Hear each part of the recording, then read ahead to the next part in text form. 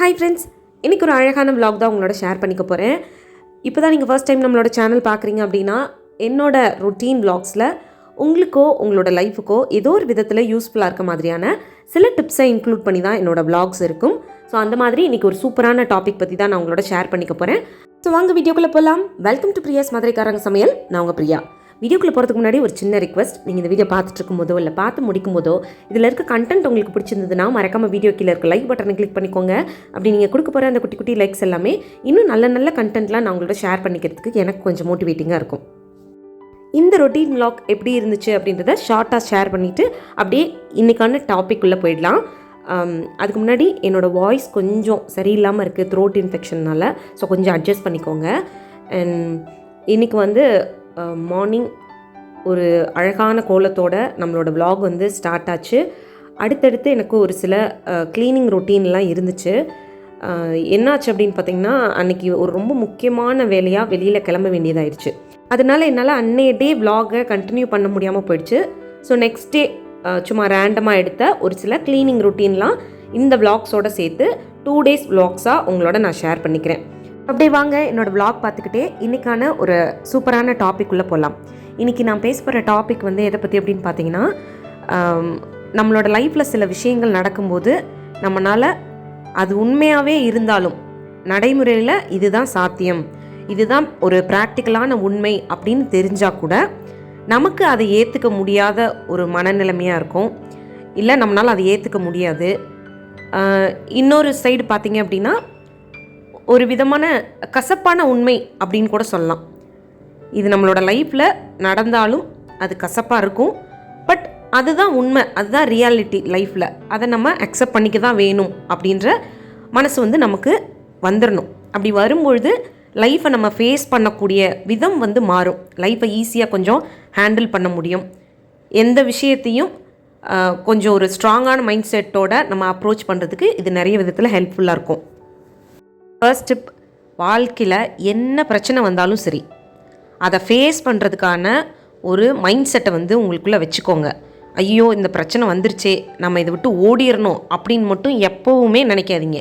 நீங்கள் எவ்வளோ தூரம் ஓடினாலும் உங்களை சார்ந்து அந்த பிரச்சனை உங்களை துரத்திக்கிட்டே தான் வரும்.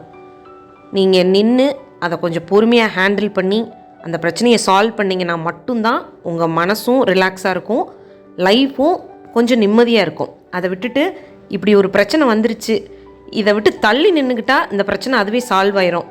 இல்லை இந்த பிரச்சனையில் நம்ம தலையிட வேண்டாம், அதுவாக வந்து சரியாகக்கூடிய ஒரு காலம் வரும், அப்போ அது சரியாயிடும். இல்லைன்னா ஐயோ இப்படி ஒரு பிரச்சனை வந்துருச்சே, இந்த இடத்த விட்டே ஓடிடலாம், அப்படியே அந்த பிரச்சனை சால்வ் ஆகிடும் அப்படின்னு நினச்சிங்கன்னா அதை விட ஒரு தப்பு எதுவுமே கிடையாது. எவ்வளோ காலங்கள் ஆனாலும் சரி, நீங்கள் எவ்வளோ தூரம் ஓடுனாலும் சரி, அந்த பிரச்சனை உங்களை துரத்தி வந்துக்கிட்டே தான் இருக்குமே தவிர அதிலிருந்து உங்களுக்கு ஒரு ரிலீஃபே கிடைக்காது.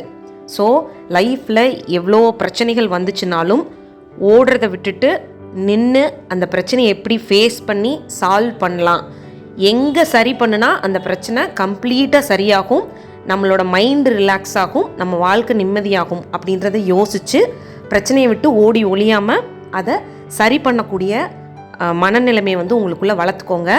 இது கேட்குறதுக்கு கொஞ்சம் கஷ்டமாக இருந்தாலும் கண்டிப்பாக நீங்கள் இதை அக்செப்ட் பண்ணிக்கிறது தான் வேணும். அப்படி நீங்கள் பண்ணிக்கும்போது லைஃப் கொஞ்சம் ஈஸியாக இருக்கும். லைஃப்பில் நீங்கள் பார்க்கக்கூடிய விஷயங்களை கொஞ்சம் போல்டாக நீங்கள் ஃபேஸ் பண்ண ஸ்டார்ட் பண்ணிடுவீங்க. செகண்ட் டிப், ரொம்ப கசப்பான ஒரு உண்மை தான். இதை உங்களால் ஏற்றுக்க முடியலனாலும் நடைமுறையில் இது நிறைய இடங்களில் நடக்குது. நான் எல்லாரும் வீட்லேயும் அப்படின்னு சொல்ல மாட்டேன், சில வீடுகளில் இது இப்போவும் நடக்க தான் செய்யுது. இந்த வீடியோ பார்த்துட்ருக்கவங்க கேட்டுட்ருக்கவங்க இந்த டிப்ஸை கண்டிப்பாக சில பேர்னால ரிலேட் பண்ணிக்க முடியும். அதாவது நீங்கள் எவ்வளோ தான் உங்கள் ஃபேமிலியை ரொம்ப அன்பு கொடுத்தீங்க அப்படின்னாலும் சரி, அவங்களுக்கு எல்லாம் பண்ணீங்க அப்படின்னாலும் சரி, உங்களோட இன்கம் அப்படின்ற ஒரு விஷயம் உங்கள் வீட்டுக்கு இல்லை அப்படின்னா, பணம் சார்ந்த விஷயங்களில் நீங்கள் ரொம்ப ஸ்ட்ராங்காக இல்லை, உங்களால் ஏர்னிங்ஸ் அப்படின்றது உங்கள் வீட்டுக்கு கொடுக்க முடியல, உங்களால் ஃபினான்ஷியல் ரிலேட்டடான விஷயங்களில் கான்ட்ரிபியூட் பண்ண முடியலை, நீங்கள் அதை பண்ண மாட்டீங்க, மற்றவங்க எல்லாரும் அதுக்கு ஏதோ ஒரு விதத்தில் கான்ட்ரிபியூட் பண்ணுறாங்க அப்படின்னா, அந்த பணம் கான்ட்ரிபியூட் பண்ணாத ஒரு பர்சன் வீட்டில் எவ்வளோ ஒரு முக்கியமான பர்சனாக இருந்தாலும் நிறைய நேரங்களில் அவங்களுக்கு வீட்டில் இருக்கக்கூடிய ஃபேமிலி மெம்பர்ஸே இம்பார்ட்டன்ஸ் கொடுக்கறதும் கம்மியாகிறதுக்கும் வாய்ப்புகள் இருக்குது. ஸோ எவ்வளோதான் நம்மளோட ஃபேமிலியாக இருந்தாலும், நமக்கு எவ்வளோ க்ளோஸான ரிலேஷன்ஷிப்புக்குள்ளே நாம் இருந்தாலும், ஃபினான்ஷியல் ரிலேட்டடான விஷயங்களில் நாம் எப்பவும் ஸ்ட்ராங்காக இருக்கணும். யாருக்கிட்டேயும் நம்ம எதிர்பார்த்து நிற்கக்கூடாது. பணம் சார்ந்த விஷயங்களில் ஃபேமிலிக்கு நம்மளால் முடிஞ்ச கான்ட்ரிபியூஷனை கொடுக்கக்கூடிய நிலையில் நாமளை வச்சுக்கணும் அப்படின்றதில் ரொம்ப தெளிவாக இருங்க. இந்த விஷயத்தில் நீங்கள் எவ்வளோக்கு எவ்வளோ ஸ்ட்ராங் ஆகுறீங்களோ, ஃபினான்ஷியலி நீங்கள் எவ்வளோக்கு எவ்வளோ ஸ்ட்ராங்காக ஆகுறீங்களோ அந்தளவுக்கு மற்றவங்க உங்களை பார்க்குற விதமே மாற ஆரம்பிக்கும். அதே மாதிரி உங்களுக்கே அது நிறைய விதத்தில் கான்ஃபிடென்ஸ் கொடுக்கக்கூடிய விஷயமாக மாறும்.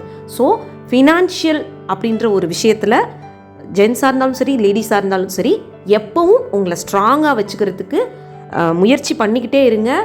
அதில் எவ்வளோக்கு எவ்வளோ ஸ்ட்ராங்காக இருக்க முடியுமோ அந்தளவுக்கு ஸ்ட்ராங்காக இருங்க. அது உங்களோட வாழ்க்கைக்கு நிறைய விதத்தில் உதவியாக இருக்கும்.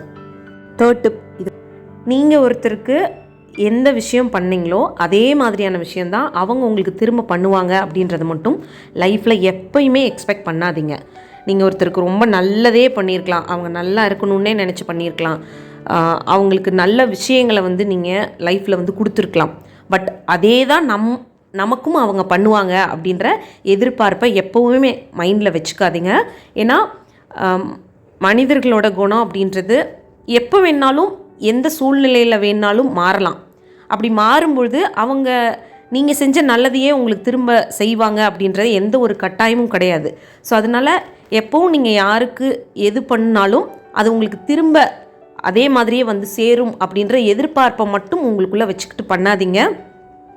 அது நிறைய நேரங்களில் பாசிட்டிவாக இருக்கலாம், சில நேரங்களில் நெகட்டிவாகவே உங்களுக்கு திரும்ப கூட கிடைக்கலாம். ஸோ அப்போ நான்லாம் நல்லது தானே செஞ்சேன், இவங்க எனக்கு இப்படி பண்ணிட்டாங்களே அப்படின்னு புலம்பி எந்த பிரயோஜனமும் கிடையாது. ஸோ எதிர்பார்ப்புகள் வச்சுக்காமல் உங்களோட மன திருப்திக்கு ஒருத்தருக்கு உங்களுக்கு நல்லது பண்ணணும் அப்படின்னு தோணுச்சுன்னா செய்யுங்க. இல்லை எனக்கு அப்படிலாம் எதுவுமே தோணலை அப்படின்னா உங்களோட லைஃப்பை நீங்கள் பார்த்துக்கிட்டு போயிடுறது தான் ரொம்பவே நல்லது. எதிர்பார்ப்புகள் நிறைய நேரங்களில் நம்மளுக்கு ஏமாற்றத்தையும் கொடுக்கும் அப்படின்ற கசப்பான உண்மையை உங்களோட மைண்டில் ரொம்ப ஸ்ட்ராங்காக வச்சுக்கோங்க.